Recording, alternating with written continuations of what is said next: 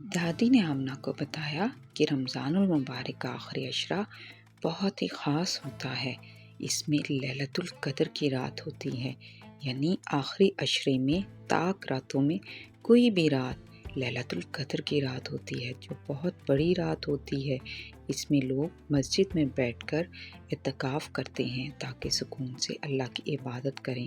عورتیں گھر میں کسی کونے میں بیٹھ کر اعتکاف کرتی ہیں۔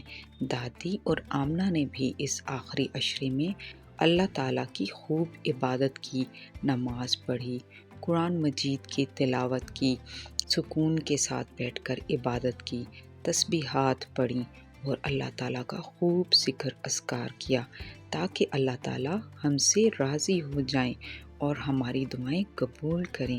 پیارے بچوں، آپ بھی رمضان المبارک کی ان آخری 10 راتوں میں خوب عبادت کریں، اللہ تعالیٰ کو راضی کریں، اپنے گناہوں کی معافی مانگیں۔